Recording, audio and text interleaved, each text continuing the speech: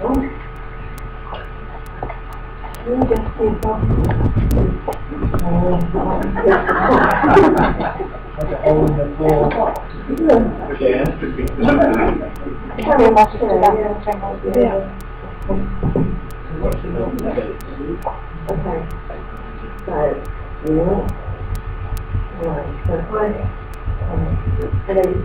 know you're probably some talk about the camera. No, fine, all good. I can tell my dad is doing slow.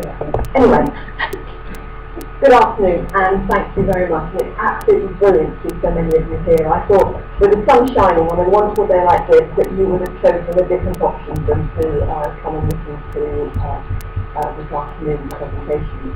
So I truly am quite humbled that so many of you are here. I'm sure if I didn't get any choice to me or for sunshine, I'm not sure I would be very long.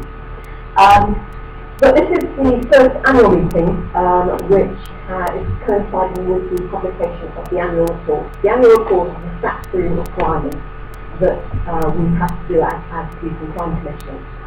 But it's also a very good moment to actually step off the hamster wheel and stop and think about what have we achieved, what are we achieving, what we want to achieve. It's very easy to just get on with business as usual, and that really is that moment to reflect is something that I think a powerful message for all of us.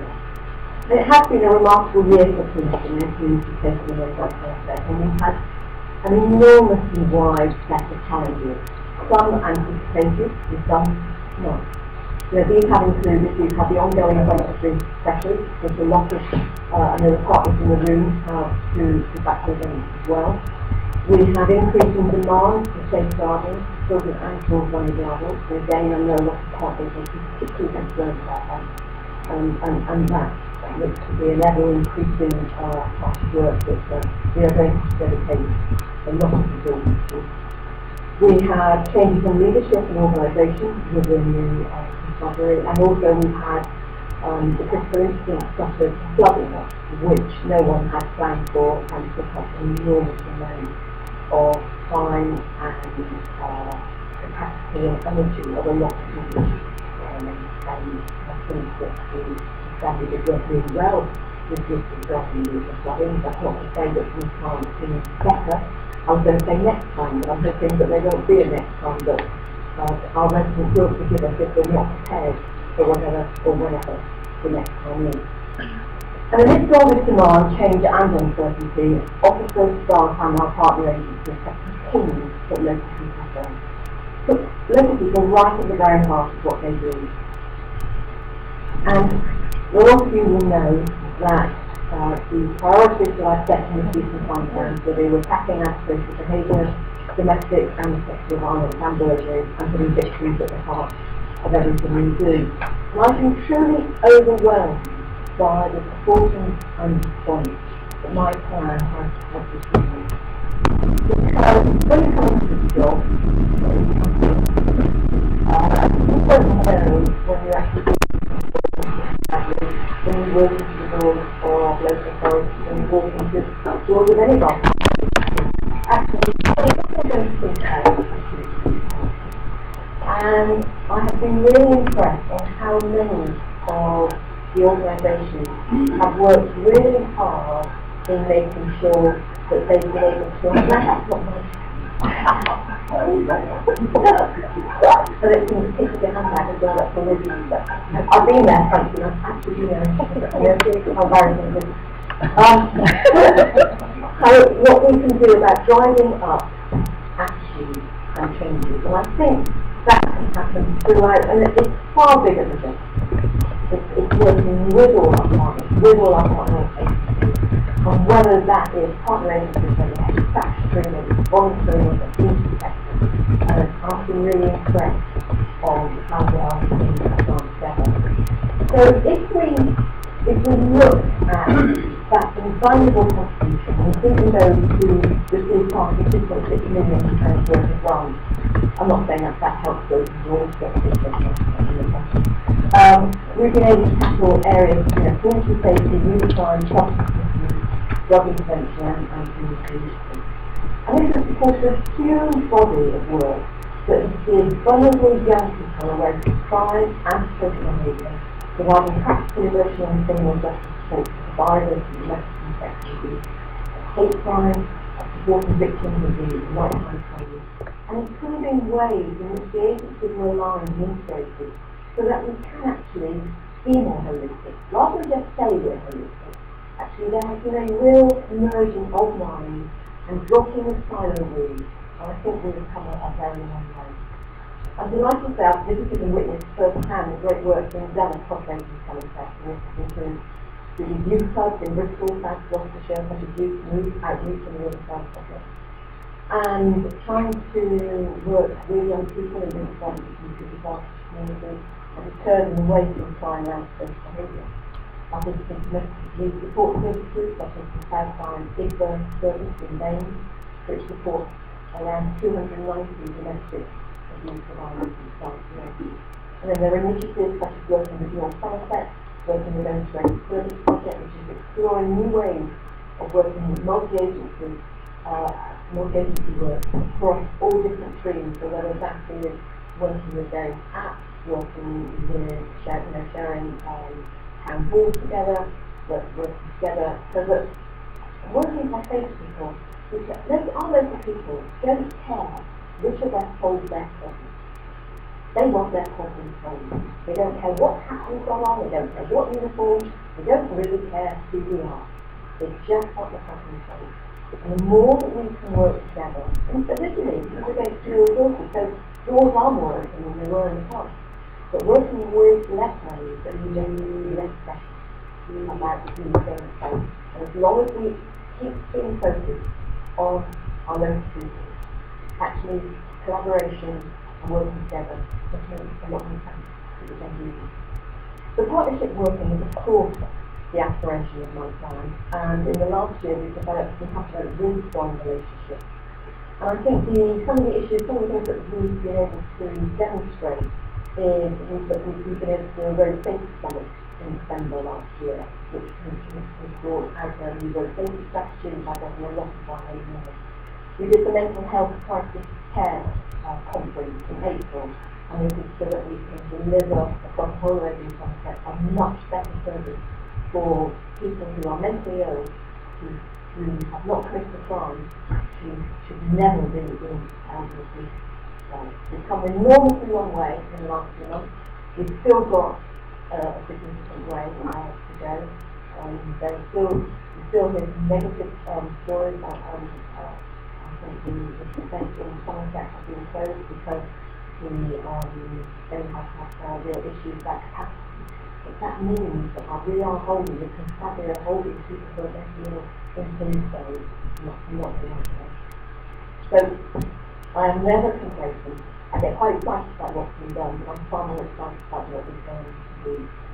I'd like to also mention, under our partnership working, I'd like to mention the Inclusion Crime Panel, which I won't take away as Francis from there, but I regard them very much as critical stakeholders with me and my workers, because they are our critical friends.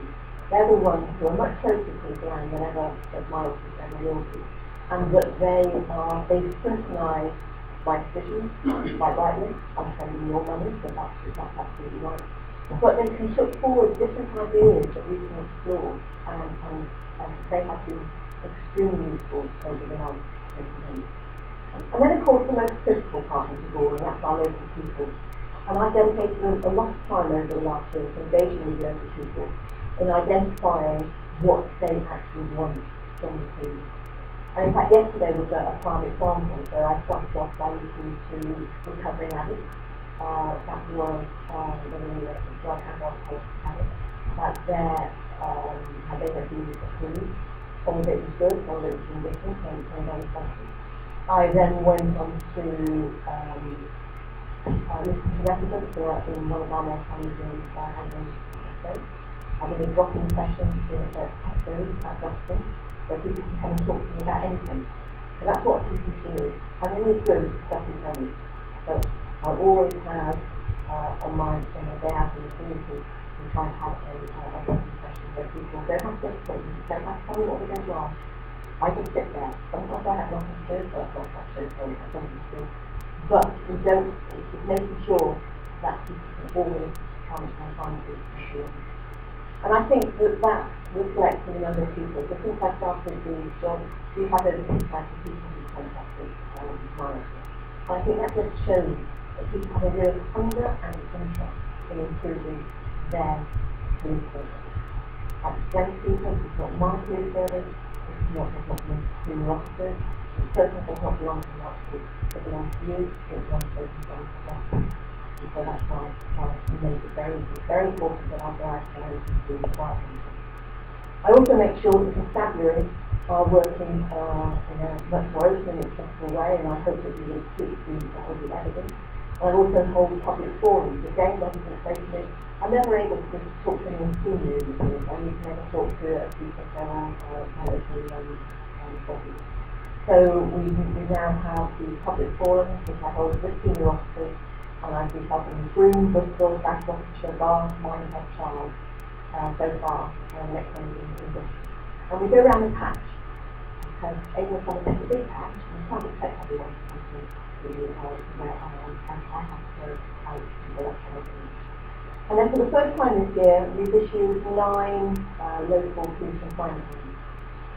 Again, those people said one side to spoken before, and some of it is normal tax, the same policing and the same needs of those residents do not, there are not similarities between what may be happening in the middle of urban Bristol to what might be happening in Texas. And so this time we've done 9 local police and crime plans that reflect the district and military local authority in contact.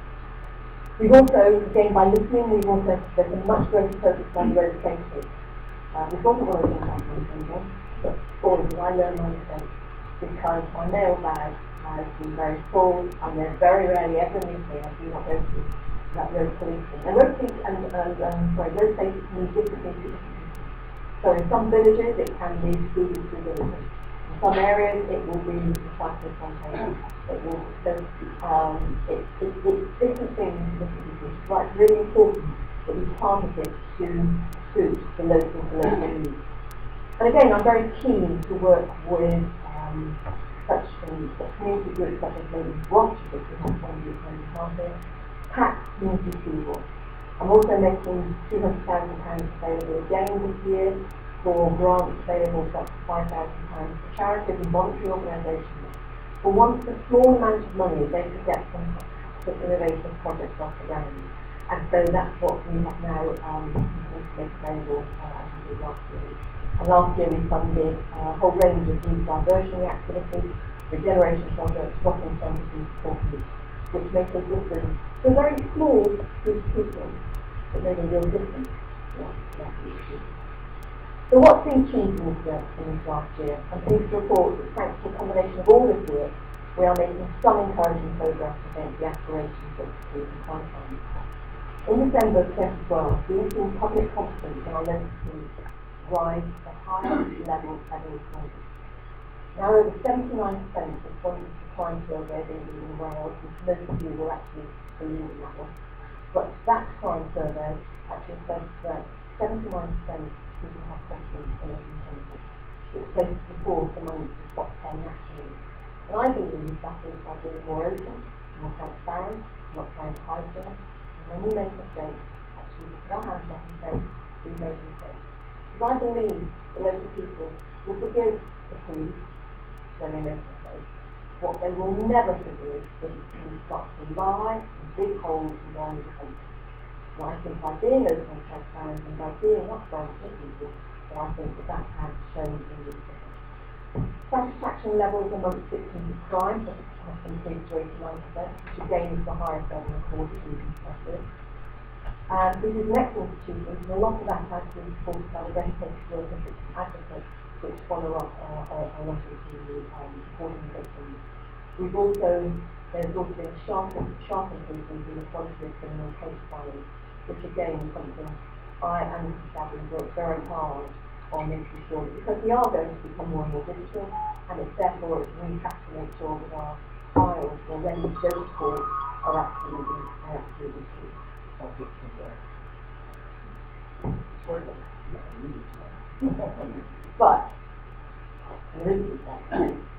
we still do not have a great understanding of victim satisfaction, certainly for among our most vulnerable victims. So we need to do far more work on that. And there's another gap. The satisfaction levels of our victims and social behaviour have not been the same as improved as victims of crime. And that's an area that we will be tackling on in this next year. Confidence amongst victims to report sexual abuse continues to increase, having risen by almost 40% this year.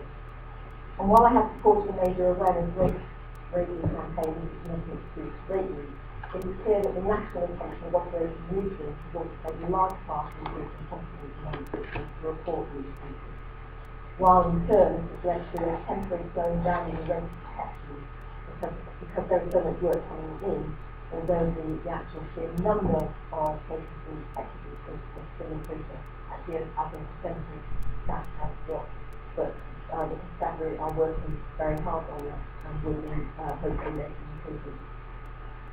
And although the police have made improvements to the way domestic abuse cases are identified and reported, we have not seen yet a significant increase in confidence among victims to report these offences. And as the recent HMIC inspection said, still much more needs to be done regarding consistency. So I'm really driving with the constabulary about how we can tackle that. And we will be producing an action plan, and then we will be going back to the Home Secretary about how we are doing things, that we are going to be really giving that a big focus to those issues. And then we have the risk of being a victim of burglary. It has fallen in the last year to the lowest level ever recorded in 1820. But this, alongside improvements in burglary detection rates, has taken Somerset well on track to becoming on top 10 national performance. So, in summary, encouraging performance to reflect on, and we have come a long way, but I am not complacent. So looking forward, I have set out an ambitious programme of work which includes the introduction of the integrated victim care approach to supporting vulnerable victims of crime and anti-social behaviour. I believe that you, anti-social behaviour today, will be a crime tomorrow. I believe you're a victim, if you're a vulnerable victim of anti-social behaviour, you may be a vulnerable victim of crime tomorrow. So we need to have one service that can provide help to those very vulnerable victims. So we are launching an approach which we have called Lighthouse, which is a new development with the police and the criminal justice agencies. So all working together, and it's a really great multi-agency partnership. And this is the first of its kind nationally, which John Smith will be telling you a bit about in a short while. We're also working on developing these victim-led restorative justice over the next year and making sure that we can roll that out again and then have to answer any questions. But I'm aware that still more work needs to be done on identifying, supporting and protecting vulnerable people at the first point of contact. An issue that was brought stark into focus last year following the tragic murder of Bijan Abdullah. The constabulary has been piloting new analytical techniques in the area which enable officers to balance their professional judgment against the wealth of data of risk assessment, crime, incidents, or all the intelligence. And that particular analytics is really helpful. It won't be able to replace officers. You're never going to be able to put all this stuff into a computer and the computer say yes, it's just no. That's not where we are. It's another tool that the constabulary can use, which has been really helpful. But against this, we have a challenge of making £25 million worth of savings in the next 2 years. And there has been an immense organisational change which will be rolled out to the constabulary from September. A major reconfiguration of the way the service is structured and operated. And not only is it going to provide savings, but I'm also looking for actually improving the quality of what's being delivered. In September also we'll be opening 3 new police and custody centres across England and Somerset, which will result in the closure of some of our less efficient police stations, and they will ask you about some of those later on. And we will be relocating staff and officers. So although we are moving from 27 stations, which is what the media told you about, what they didn't tell you about is that we're moving into 26 ones. So this is not, it's a much greater focus on making sure that the smaller stations may not look the same. They may be with fire and ambulance, they may be with local authorities, they may be with other agencies. but we have to see, we've all got less money, so they won't look the same as they are, but I'm absolutely committed to, I'm not writing to this anything, but neighbourhood business will be the story of Avon Sunset Society. That's I commit to something. But does it mean that I will keep all the stations open if they're half-empty and I've got bureaucracy? No, it doesn't. So I'm conscious that as I speak to you, the elephant in the room, the Chief Constable is currently suspended while serious allegations are investigated. As that investigation is ongoing, there is unfortunately very little that I can say to you today. However, it is very important that the high standards we set for our public service are applied in the same way to everyone, including myself. So, if I look back on 2013-14, I see it really challenging, but ultimately rewarding. We have a lot to reflect on. We are only where we are because our partners are working with us. Change of the scale can be unsettling. I think it's going to provide us with great opportunities about how we can do things differently. Because we are all working together to improve safety and feeling of safety in our local people. And I think together we have come a long way and we will still go a long way. So thank you.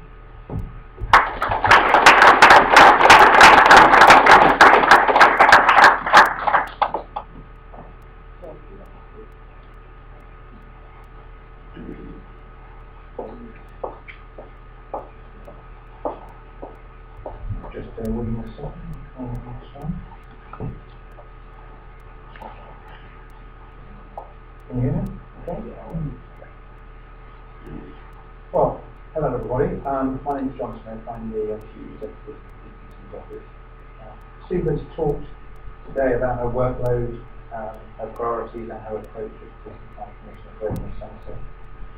It's fair to say that of all of the priorities that Sue described, the project to improve services in Avon and Somerset for victims is the one that's taken up the most of my time and indeed the most of all of the DCC's team in the last year. And I think it's a very good bet that it will take up most of our time in the next year. So Sue's asked me to talk in a little bit more detail about it and the journey that we've been on in developing that programme. So I plan to talk very briefly to you about 5 things. Firstly, Sue's vision for an integrated approach to victims. Secondly, the national context for that vision, because I think that is also very important. There's a lot of important changes there. Thirdly, what that approach looks like in Avon and Somerset. Fourthly, a little bit more detail about restorative justice and what we're planning to do there. And finally, what might happen in the next few months and next steps. So, hurtling straight into that. Sue has described a number of times in public meetings, and some of you may well have heard her do this, the feedback that she's received, initially during the election campaign itself, but many times since, directly from victims that have been involved in the criminal justice system on 2 key issues. Firstly, the criminal justice system does not consider the impact of the process on victims of this way. It is not set up to take the victims or the interests of victims sufficiently to heart. Secondly, the various agencies, though they work together at a number of levels, are not joined up sufficiently in their approach to victims. And Sue has heard, and I've heard her talk about a number of examples of that, of very good individual agencies having care, but just too much contact, and too frequently victims having to repeat what's happened to them over and over again to different agencies that are trying to help, which can't be the right approach. So really Sue's vision of what she wanted to achieve came out of that, very much about an integrated approach amongst all of the agencies, local authorities, voluntary sector partners, everyone there to support victims, working together in their best interests, and crucially also to work with all of the agencies, and I have to say they're all very willing to do this, to put victims at the heart of what the criminal justice system does. The starting point in Avon and Somerset was a very strong one, and I think it is worth just mentioning that as well. Avon and Somerset Constabulary, as Sue mentioned earlier on, had a developed internal approach for dealing with victims, including victim advocates in most areas. And the local criminal justice board, the criminal justice departments such as probation, the court, the Crown Prosecution Service, themselves have already identified the need to work in a more integrated way and had already launched a project to try and build the approaches of integrating offender management and worked so successfully in Somerset, the approach to victims. And that project had already been set up under the leadership of Sally Lewis, the Probation Trust Executive.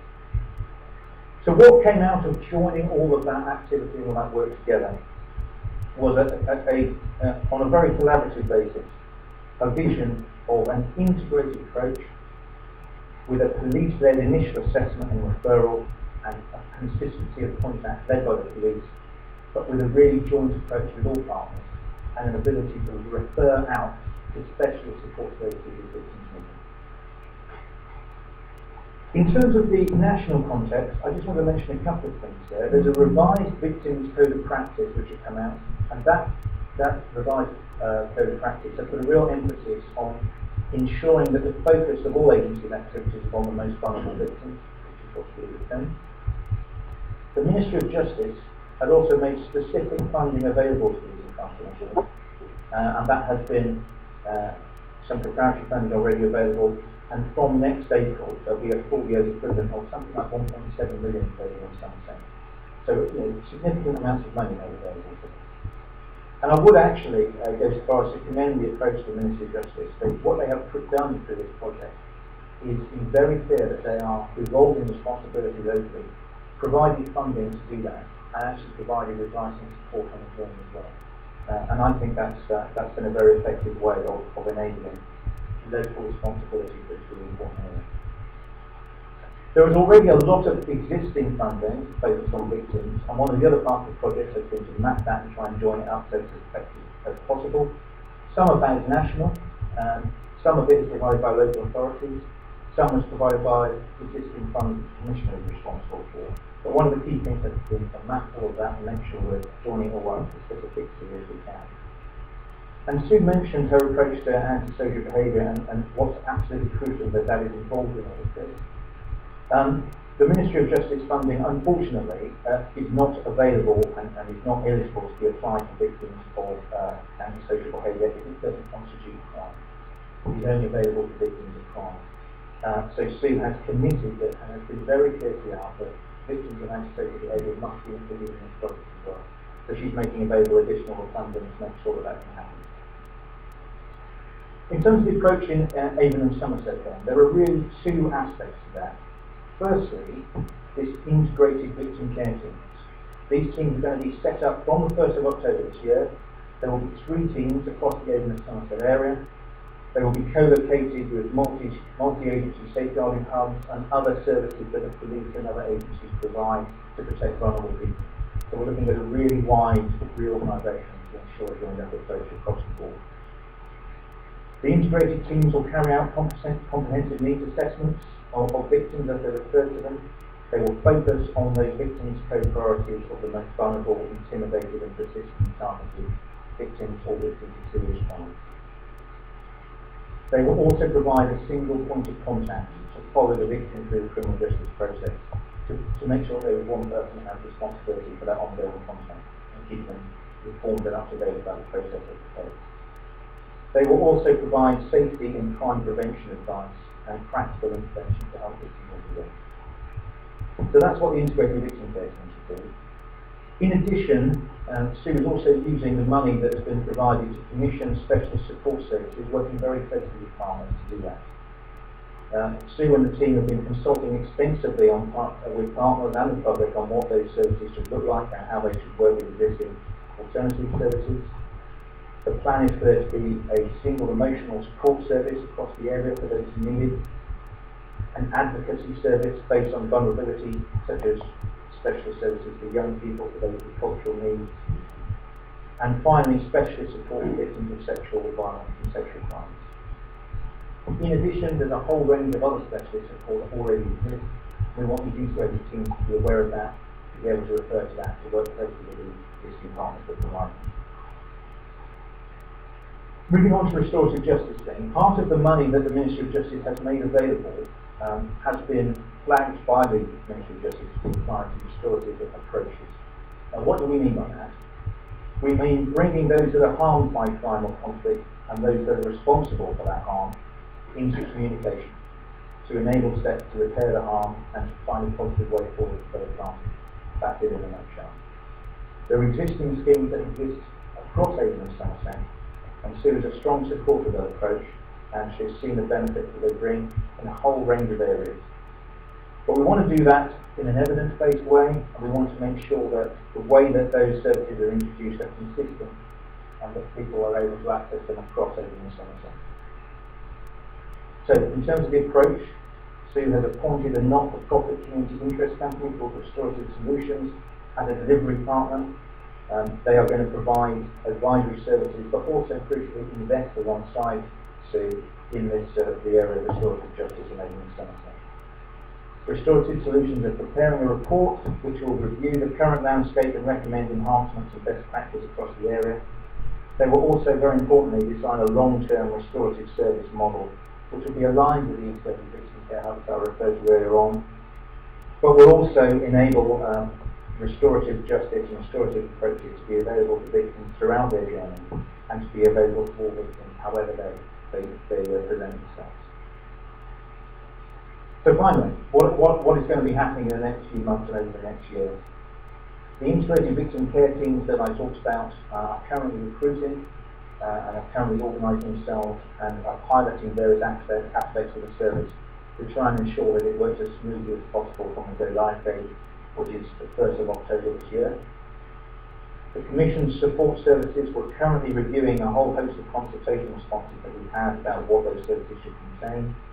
We're developing the service specifications, and we'll be going through a procurement process to make sure that we have full services in effect on the 1st of April next year. In terms of restorative approaches and restorative justice, the final report will be due from Restorative Solutions later this month. We will be seeking to make enhancements to restorative justice across the area as soon as we can, and certainly before the end of this calendar year. And we'll be developing the model in concert with the integrated victims. Finally, I just wanted to mention some of the people who have got us this far, accepting and acknowledging that we haven't actually started delivering any of it yet. But I think even to get to where we are today, it's an enormous amount of effort. And I mentioned before Sally Lewis that I think the whole of the Criminal Justice Board have really rallied in order to support this initiative, and we're very grateful to them for it. In terms of the integrated victim care team, Natalie Stedman is the lead on that for both Victim Stanbury and Serious PCC. She and her team are doing an excellent job of putting all of that together. In terms of the PCC team, Mark Hole is leading on behalf of her team, and there's a number of other officers involved as well to put together the integrated victim support services. But the other key part in this has been Avon and Somerset and Stanbury. Kay Wozniak currently chairs the integrated victim board, and she's part of this. And previously, previous ACC Dave Hale was a key figure in sort of developing this. So that was all I wanted to say about the programme. I'm sure we can take questions on it.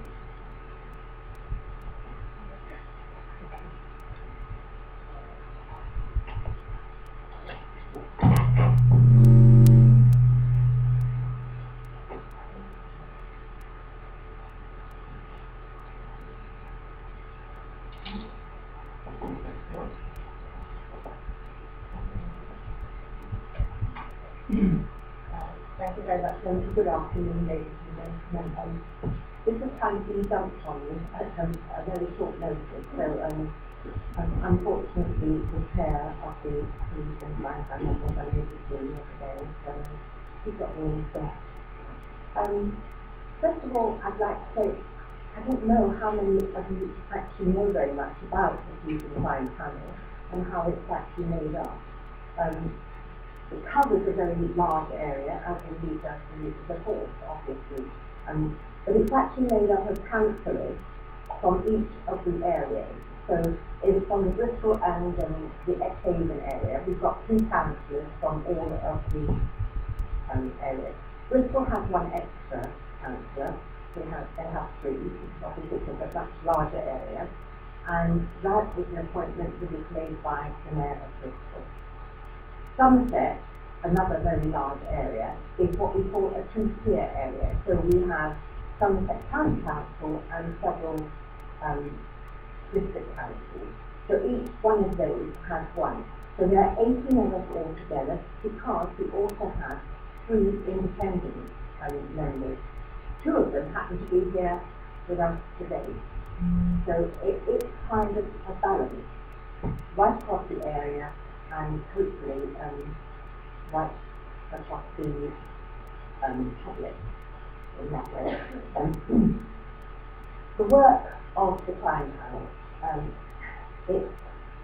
we had a very, very steep learning curve, because it's something that is totally new. I'm sure it's been exactly the same for Sue and her team. You go from one system to a completely different system, and practically overnight. So there we are. Our big problem has been that many people were very familiar with the old police authority. Well, we're not the police authority. We have totally different powers. We do not have all the powers that the police authority has, and so we're totally different. And people seem to not be able to quite grasp that. And that's an ongoing problem for us. Our primary role is to scrutinise the activities and the actions of the Commissioner. Now, scrutinising sounds very easy, but you can only scrutinise if you've got cooperation and if you've got the right information before you. And I'm glad to say that we always have that. We have full cooperation from the whole of them to so that really makes our job a lot easier anyway. We have 2 statutory powers. We can veto the appointment of the chief constable. Only once. You can only do that once. Afterwards, it will go ahead with whatever. And the other one is we can veto the budget, the PSET, the council tax. Again, only once.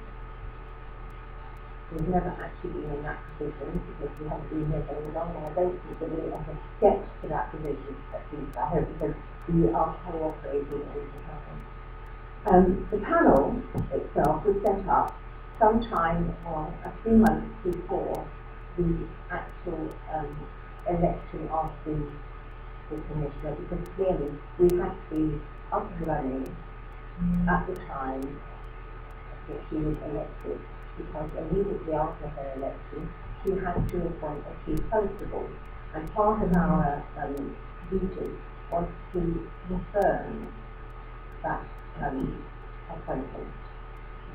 Confirm or to veto it, we had the chance to veto it. And so we did have to get up and get running very, very quickly. One of our first jobs was to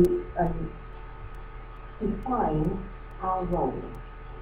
It was a completely new role, so that did take us some time and a lot of discussion to actually decide what our role would be and how we would execute that role. And the role was really to scrutinise, and as I said, we can't scrutinise without having support to scrutinise. And to scrutinise her actions, everything that she did, and to act as a critical sense, to be able to input into what she was doing, to make suggestions if we thought, it was going to be helpful, or would improve her delivery of her services. But at the same time, we had to be supportive, and we had to be an independent voice, because we're an independent voice, actually, there to represent the public. Our approach has been to concentrate on our statutory, core statutory functions, and I thought they are, I have a list here somewhere, to scrutinise the Commissioner's proposed appointment of a chief constable with the power to scrutinise the appointment of a deputy Commissioner, should there be one, and the Commissioner's senior executive staff. to review annually the Commission's proposed counter-tax precepts with, once again, a power of veto, but only once. To review annually the Commissioner's plan and the annual report, and to consider any and it has to be non-criminal complaints against the Commissioner. In addition, we can engage in further scrutiny of reviews that are relevant to the services ahead. The other, I think we have to set up in some way and working on a strong working relationship with the Commissioner and her team, because without that, we couldn't function. So that was something that we took very, very seriously, and I think we had very, very successful in that. The other thing is to avoid any duplication. So any research or any information that the Commissioner has had or done, we didn't want to duplicate that in any way or replicate it. And I think that was quite clear on the appointment of the Chief Constable. We were there to confirm that all we had to really do is be absolutely sure that the appointee had competence, the experience to fulfill the role. Then further on, we have every meeting we have an update from the Commissioner. She goes through everything, and we have the chance to ask questions, and we will get the right answers. If we haven't got the information there, we get it very, very quickly sent to us afterwards. So that's very helpful for us. And the other thing that we've been quite lucky with, that the Commissioner and the Chief Constable agreed to come to us every 6 months. This is not something that we could have any right to request, but they did agree it, and it was very, very helpful, and we were very thankful for that.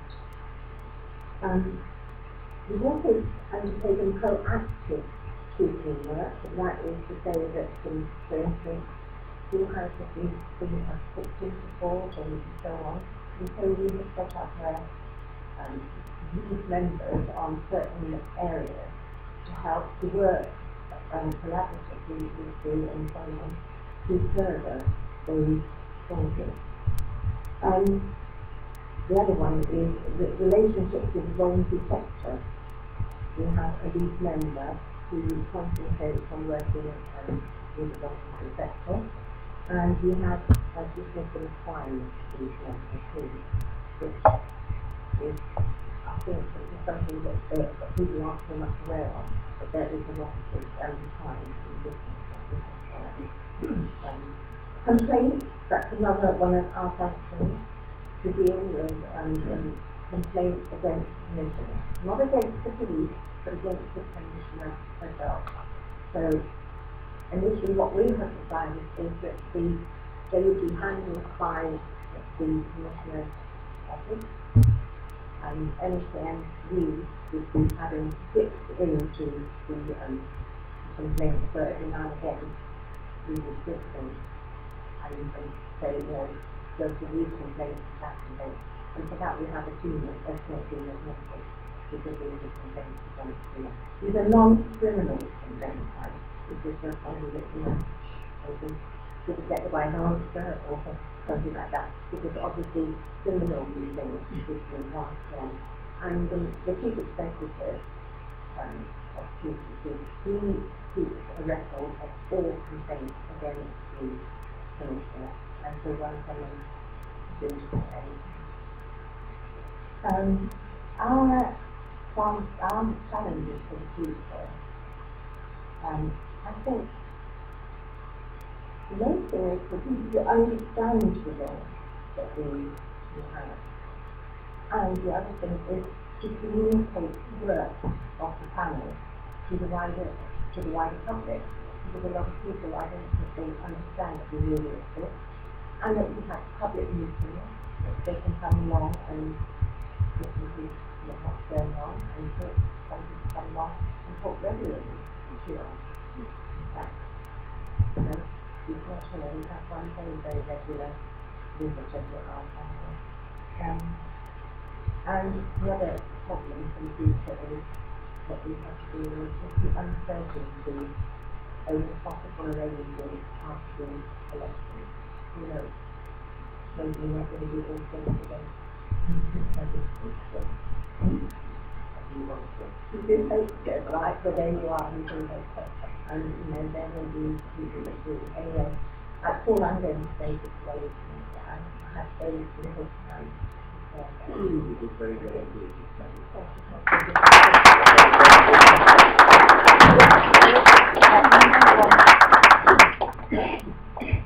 Right. Hang on.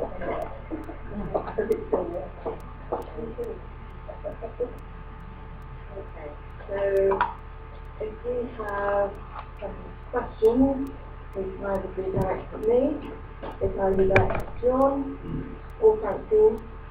And there are some questions that I may not be able to answer because they may not be operational, or something I don't know anything about, and in which case we will take away your details and we will come back to you with the answer. So, is there anyone who'd like to start off? I would don't. Yeah, I work in engineering, so I talk with the delivering support packages of the bar. Two questions. One is the restorative justice agenda. I came to the restorative justice conference as well as a year ago. And it seems that the majority of that work was focused in Bristol. And I was wondering how soon you might see that evolve and that model being used in other areas instead of things to drop beyond Bristol. Well, that's one of the things, having a conscious source of solution. I'm very keen to make sure that what we learned from this course is now across the whole organisation like that. And I'm very keen to do that in lots of things, not just in the source of justice. In the fact that I'm very conscious that taxpayers, particularly some sectors, will their money go to the Bristol, and I'm absolutely committed to make sure that taxpayers get a fair deal. So once the recommendations come out of the solutions, having mapped what's going on across every concept, I think then there'll be some information about what we're going to do. And the second part of my question is the looking at other agencies, particularly one sector, I sit on the Mental Health Offenders Forum in Bain and in Bristol Black.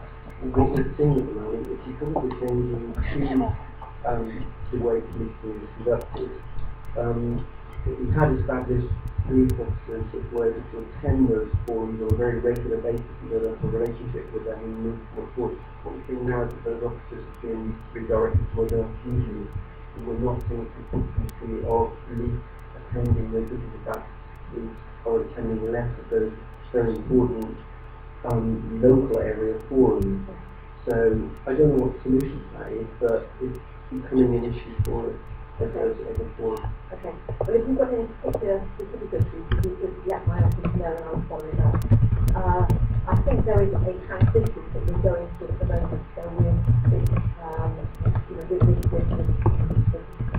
February, I'm moving into this new operating model, and then we'll still get to move into the school centres. So there have been some changes, but I'm hoping that post-September, with the introduction of maintenance managers, that the representation of Constabulary Act is very important meeting.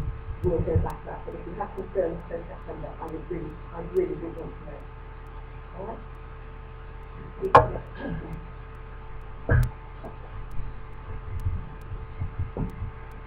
Just following up on that gentleman's remark about restorative justice, on Parish Council in a village, for example, and we have restorative justice there, which we've been doing for the last 2 years.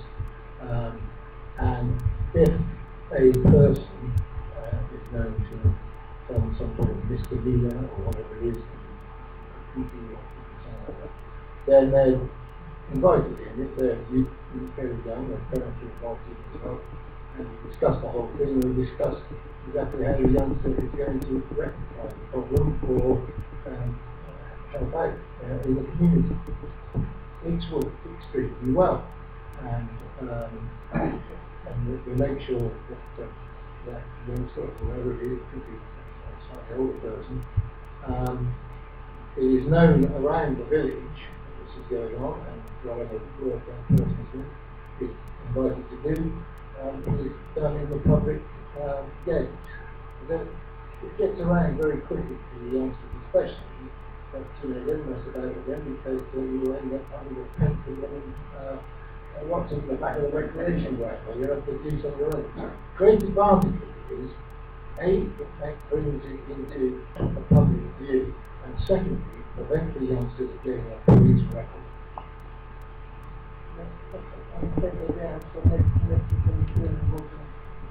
Absolutely making sure that whatever we do, particularly with young people, that we do everything we can before they have to. So once they have that label, and I've spoken to them only in this last week actually, we say to them, once they've got that label, you know, it's easier to continue down the crime route than actually get off, because everyone's already told them that they're a failure. So we have to make sure that we work very long and hard to keep them on track.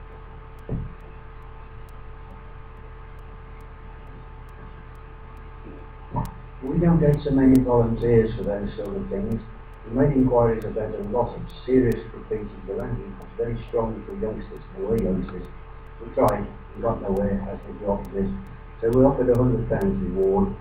There was also no takers, so we offered £200 reward, gone around 5 times, and it got cleared up. But my message is, in life, money talks.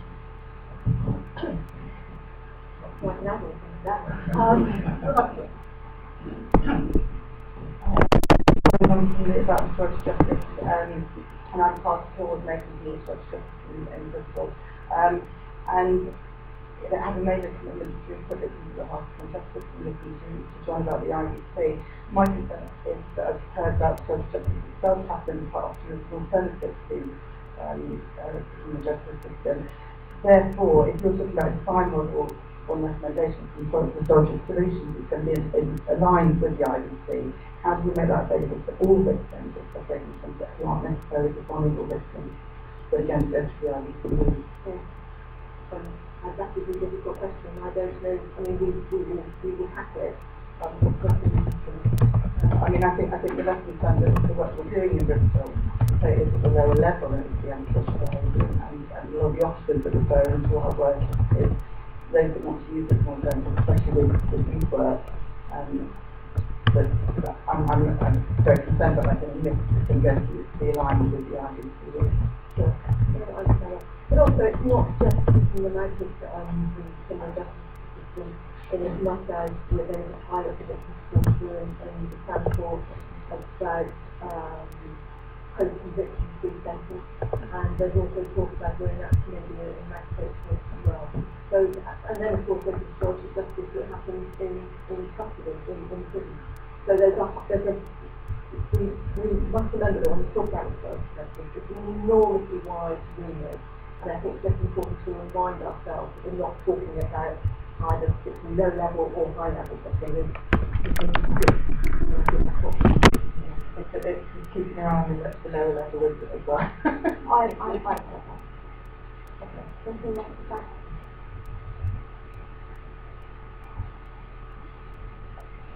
My name is Paul Hassan. I represent WASCA, which is Bristol Forestry and a community sector support organisation. So, 2 questions. One kind of quite high level, one is interested in how PCC's office is responding to the transforming rehabilitation agenda. Obviously, there's a mega amount of resource going into that. Some very worrying organisations looking at US style privatisation. And I totally appreciate the benefits and the idea of a joint system.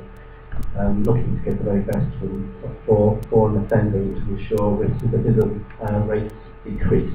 But I'm interested in how you're relating to that agenda, particularly in the southwest, because it's a massive area, not just in Somerset but Wiltshire, Gloucestershire as well, and how that links to the wider rehabilitation and restorative justice agenda. Sorry, that's quite a big first question. Second one is with another hat on. I'm involved with a community radio station in St Paul's called Regina Radio, and talking to the young people who are involved and volunteer for our organisation, I'm still concerned about the number of stop and search arrests, particularly directed against the Somali young people on the back of the camp being made illegal until 2 ago. That seems to also be an issue. And again, I just wonder what your views are in terms of, again, going back to the point of criminalising young people, particularly those who are just trying to go about their normal everyday business. Okay, we'll be relatively brief, so if you want to speak up later, I can answer. Transforming rehabilitation is, I do have concerns about it.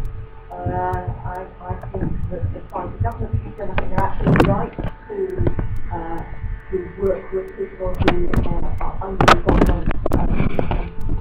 I think there would be different ways to have done it, because we had an excellent probation shop, and there would be no reason why they could not, as they already were working with some of the prolific system offenders with impact, why they couldn't have done more work than that. However, we fought that battle and lost.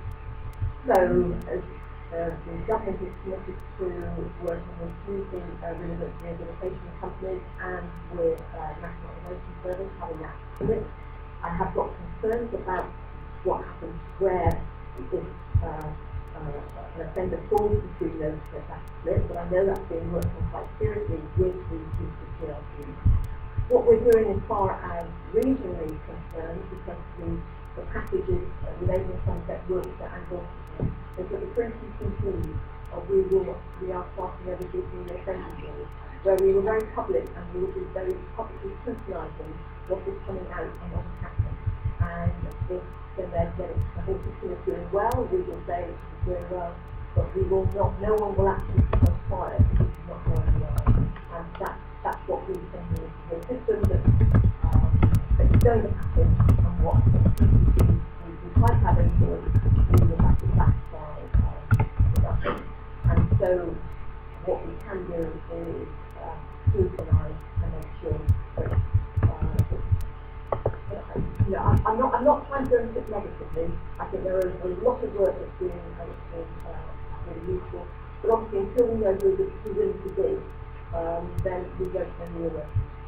And then following on as far as second search is concerned, I think have concerns. I've raised that with the Justice Commander, John Riley and myself, and the Constabulary are now in the process of how we can have a much bigger forum than just second search.